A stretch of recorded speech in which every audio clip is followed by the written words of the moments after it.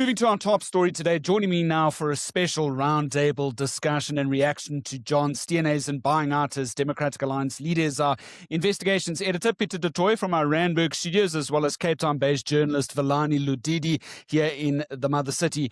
Of course, Velani initially got tipped off about today's developments happening. A very good day, gentlemen. Veve, here in Cape Town, how are you? Good, thanks. Weather is a little bit chilly. Looks like winter is creeping in, but yeah, I'm good, thanks. And how are you guys? Good, Pieter. Thanks for joining the discussion. I know there's hectic deadlines at the moment. It's a great pleasure, Graham, and it's one of those politics days that we as journalists enjoy. When Velani got that tip the day before yesterday, I think the adrenaline rush really started, and I think it was a big moment in South African politics, and is going to lead to certainly a realignment in the DA. Absolutely. Pieter, let's begin with you. What did you make of John's speech in Durban this morning? He's calling it mission accomplished. He seemingly trumpeted Yes. himself as one of the greatest DA leaders on the premise that under his administration or his tenure, he finally got the party into the union buildings in Pretoria, albeit in its usual, unusual, peculiar circumstances of the GNU. Your initial take? Graham, look, I do. If first of all, I thought his speech was bright, breezy, airy, and very positive. I think there was an air of success certainly around the press conference. If you look at his, and if we can quickly jump to what his legacy is going to be, look, I think, and I've written that for News 24 this morning. I think that it is absolutely factually correct that under John Steenhuisen's leadership, the party was able to enter national government, and it became a party of national government. It was given executive responsibilities. It runs a number of ministries, involved in a number of deputy ministries, and that certainly is due to John Steenhuisen's leadership, the fact that he was able to stabilize the party after the 2019 election, that he was able to run quite a coherent election campaign in 2024, which did lead to the recovery of the party from the losses that they suffered in 2019 into a position where they were absolutely essential to the ANC, who dropped from 52 to 40% when they were looking at forming a stable government. So certainly the introduction of the DA into the GNU has led to a turnaround in not only many departments, but it has certainly contributed to foreign investors, for example, recovering their confidence in the South African economy. So it's undoubtedly true that the DA's role in the GNU under the leadership of John Steenhuisen has had positive dividends for all South Africans, not least the ANC. Yeah, 100%. I want to get you in here, Veve. John's always sort of banged around on this drum that he inherited a DA at its death's door, essentially, and it's one of the headlines that News 24 also carried at the time that he even referenced in his speech in Durban this morning. Yeah, what do you make of his tenure? Very difficult to sort of sum up in 2 minutes. But do you agree with what Pieter has shared? Yeah, look, I wouldn't call that he rescued the DA on its knees, or but I would call him a stabilizer. I mean, 2019, 2020 was really like turbulent for the DA. Musi Maimane resigned after internal battles over ideology, and I remember him and Mashaba, and then also the party was bleeding metro support. The DA didn't understand his, and it didn't grow to a point where you could point out him as that he saved the DA. He did stabilize it, but the growth in terms of measures, I don't agree that he has done a great job, but he did stabilize the DA. Also, we must remember that with the GNU, the effect of the MK party, it is what led to also partly of the GNU, because it has taken a lot of the vote. We don't know if maybe if MK Party didn't come into existence, what would have happened to those over 1 million votes that went to them. So I would call him a stabilizer, but not a person who has rescued the day that was dying. Yeah, if we look at the history of the DA leader position, Tony Leon's been the longest running DA leader in a democratic dispensation, also the longest running leader of any major opposition bloc within the history of the democratic dispensation. Helen Zille held 2 terms as DA leader. Musi, of course, only held the 1. So John's positioning right now to bow out at this point isn't unusual internally for the DA. It would have been unusual if he did stay on for another 3rd term.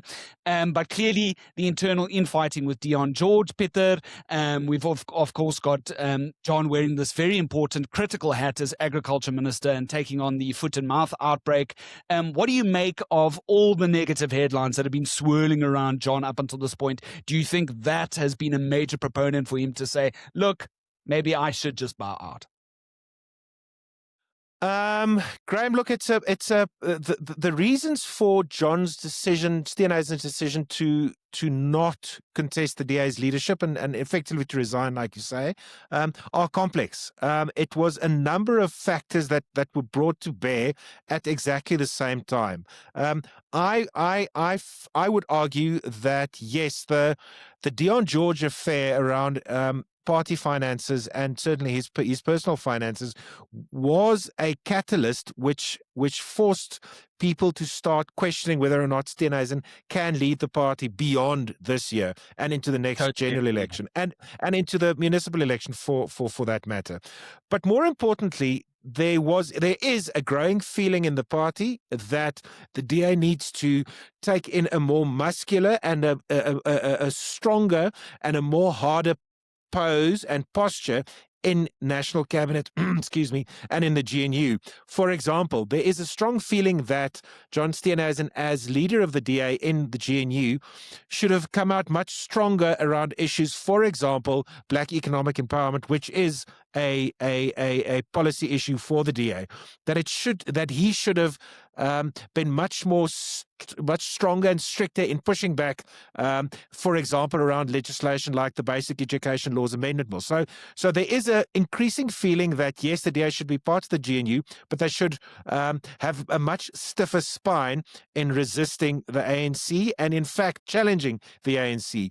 And then thirdly, the recent response of his department to foot and mouth disease, which has become somewhat of a touch point or a flashpoint rather for the conservative Afrikaans wing of the party and certainly organizations outside of the DA, which has now threatened the party with their support and electoral support, which the DA are deathly scared of losing. So I think those are the 3 main factors, themes or strands which came to a head and which then forced John to decide to focus on his ministerial job. So it's not one thing, rather it's the convergence of a number of issues which came together at the same time.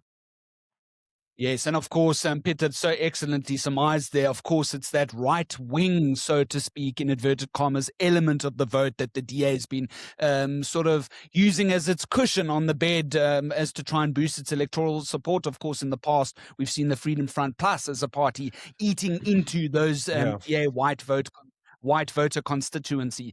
Velani, I would like to bring in you. It was quite difficult. You and I were chatting in the newsroom. Very difficult to get word from the DA. They've been very cagey in the past, of course, with journalists about what was going on ahead of John's announcement. But you saw the writing on the wall.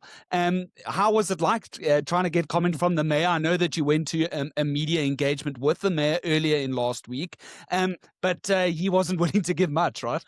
Yeah, and I got in trouble for actually trying to interview him because that was an off-the-record event.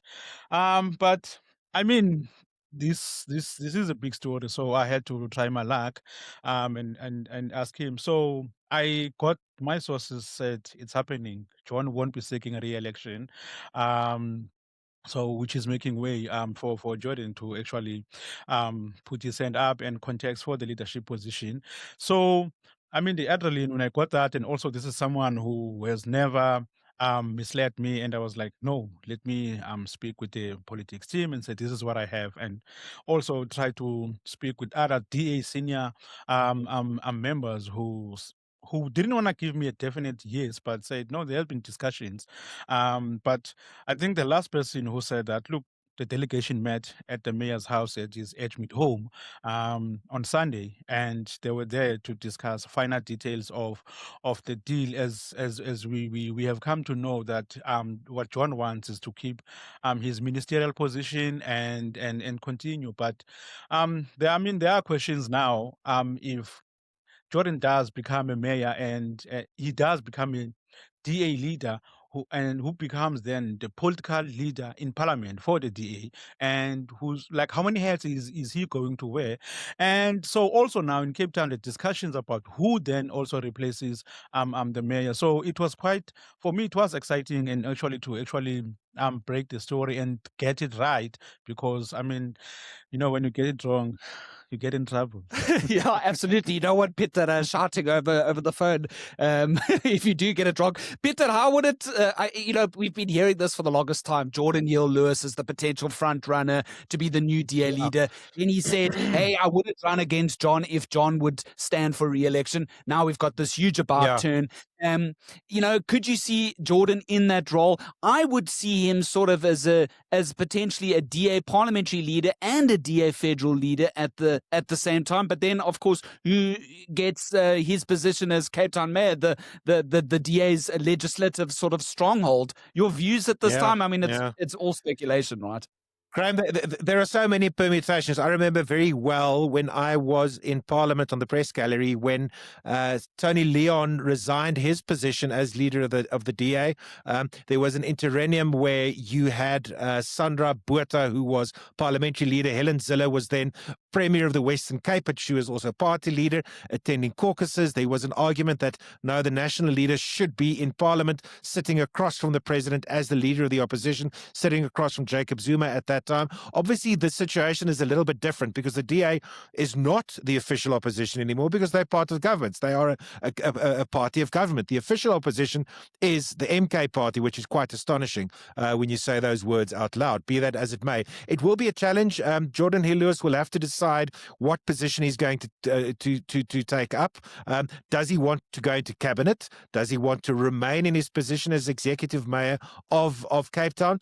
Does he want to be only DA leader? Now, these are the things that we're going to have to consider and write about going forward, because I think there's a strong argument to be made in all three directions. Yes, it is important for the leader of the party to be in cabinet because that's where executive decisions on national level are made. But there are downsides to it as well. We've seen that with, incidentally, the former leader of the Freedom Front Plus, Pieter Groenewald, who gave up his leadership in favor of Corneille Mulder so that he can focus on correctional services. Exactly the same in theory with John as well. To run a ministry, a department, takes up a hell of a lot of your time. Can you combine that role with a national role? And then thirdly, the executive position of mayor in Cape Town is equally is an equal heavy load as an executive politician. Perhaps it is something to consider for Hill-Lewis if he gets the leadership, which I'm sure we all agree that he is the favorite for, to consider perhaps only being leader of the party, giving strategic direction to the party at various levels of government, giving strategic direction to his deployees, to use that ANC word, in cabinet, so that they execute policy in terms and in line with ANC, with DA ideology and plans. So yes, it's going to be difficult to decide what to do.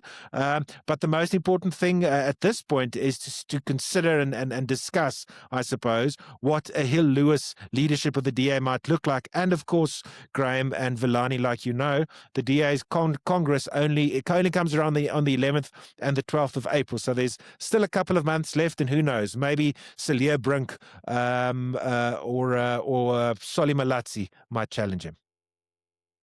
Now here's the interesting part, Pieter, is, I was chatting quickly off record with Velani. We don't know who the DA's Cape Town mayoral candidate will be on paper in black and white ahead of the municipal elections, which is of course, as we understand it, happening after the DA Federal Congress, which is set down, which Pieter just alluded to, in early April.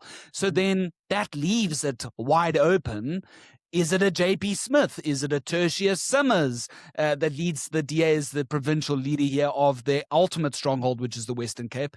What are your sources telling you, Velani? Can you tell us anything at this stage? Look, names have been thrown around a lot.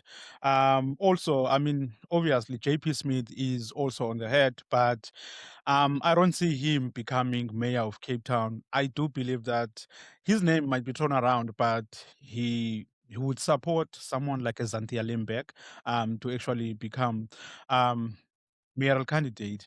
Also, there is Angus Mackenzie, who's quite charismatic, who people feel like could challenge also getting Mackenzie's charisma, well, not just in Cape Town, but also in the Western Cape, because They're not related, eh? Just yeah, checking. yeah. No, they are not. But the PA has been creeping in and eating the DA's constituencies across the province. Also, which is one of the concerns which my sources have been telling me that Jordan Hill Lewis raised about taking up this job, is that look, the BA is coming at us. We need to secure a decisive victory, and also we need to touch base. And also, Tesha Simmers might also be one of the people who might throw his name on the head and become a mayor candidate. They are announcing mayor candidates for certain municipalities on Thursday, but they will not mention the big metros. So those are the names. Also, Andrews, who's the current deputy mayor currently. I wouldn't also rule out Grant, because Grant has big support within the DA branches, so it might be as another name that might be thrown in. So those are the people who are currently being discussed right now. But also, to agree with Pieter, but I don't think that if Jaden Hill Lewis becomes leader of the DA, he will want to have this load of running the city of Cape Town and also being party leader. I mean, this is one of the issues that led to John Steenhuisen not seeking re-election, because the two position he was holding are big, and also they require his full attention. Helen Zille, again, she had to leave politics to focus on Joburg, because she knows that all these positions can't be occupied on the same time. So it will be interesting going forward. Yeah, absolutely. We sort of ending off, Pieter, and I just want to throw it back to you and spitball for just 2 seconds.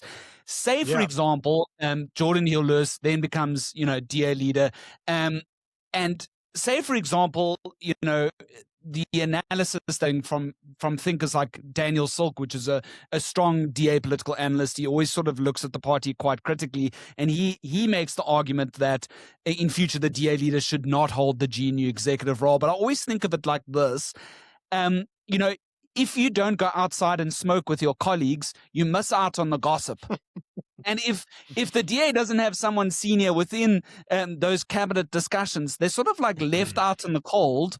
But in the same breath, a new DA leader would also want to perhaps reshuffle the DA ministerial positions. It's very interesting, the possibilities that lie ahead of us. Yeah. It is, Graham, but if I were a betting man, which I'm not, and you were to hold a gun against my head, which I'm sure you won't, I would say that Hill Lewis, if he wins the DA's leadership, will go into cabinet. I think there is a strong feeling, as I said earlier, that the DA needs to play a much more, and the word that was used towards me was a more muscular and a stronger and a harder role. That they need a harder edge in cabinet, and that would be the mandate given to Hill Lewis from his party should he win the leadership. They want a person in cabinet that can challenge the president, that can challenge policy, that is unafraid, not saying that John was, because he had to navigate a tricky and a new dynamic within cabinet. But I think, the first stage or the first step of the DA's participation in national government is now done and dusted with. We're now moving on towards the second stage of their participation. And for that, they need someone like Hill Lewis, and I think that's why they want him to go into cabinet, lead the DA component of cabinet, and to challenge policies that go against the grain of DA policies. That's what they want, and I think that's what Hill Lewis will do in the end. If I were a betting man, and again to mangle a number of analogies, if you were going to put a gun against my head. Absolutely. Can I add something? Yes, of course, Veve, go for it. The other interesting aspect of this is, even though there's interest in Jordan leading the DA, my best bet is that if John wanted to seek re-election, he would have won. Why I'm saying this? he has worked the ground, he has canvassed, he's familiar with all these structures. And Jordan is only popular in Western Cape circles. So with politics, you had to canvass, you had to convince branches, you had to speak with other provinces and stuff like that. So I don't think, given the time, I mean, it's how many months now until the Congress? He wouldn't have that enough time to actually canvass and sell his idea. And so I think John would have won it if he had put his head on the block and said, "Look, I know people want me gone, but I'm seeking re-election, so let's meet on the ballot in the coming months." Yeah. So, in other words, could we perhaps see John standing behind Jordan for his candidate campaign in the next coming weeks? We've seen social media messages exchanged between the two, and Jordan saying, he backs, basically saying hashtag thank you, John. So perhaps John comes back and boosts Jordan's campaign. Maybe that will give him the boost he needs by going out and meeting all of those constituencies, right? And then getting the votes that he requires. Pieter, I want to give you the final word, and I'll come back to Weber to get his final take. In one word, Steenhuisen's tenure as DA leader will be characterized as? Solid. Weber? Stabilizer. He stabilized the party. I don't think he was followed by many scandals. I don't think he was a good leader, and also I don't think he was a good person as a person. So I would say he stabilized with the party, but he was not a brilliant leader. Looking at the people before him, I mean, I would even rate Musi Maimane above him. He was so yeah. So Sure. he was just a stabilizer. I wouldn't sing his praises. That's Not 100 convinced. words, Velani, not one. So we've got solid from Pieter, we've got stabilizer from Wewe. Gentlemen, Kosekakulu, Danki, thank you so much for being on the show. I really do appreciate it. Thank you for bringing your wisdom, your insights, your sources, your knowledge to this very important discussion. What an interesting time and what a hectic year for politics. Thanks so much, Pieter. I really do appreciate it. Thanks, guys. Thanks, Wewe. All right. Thank you so much, Em.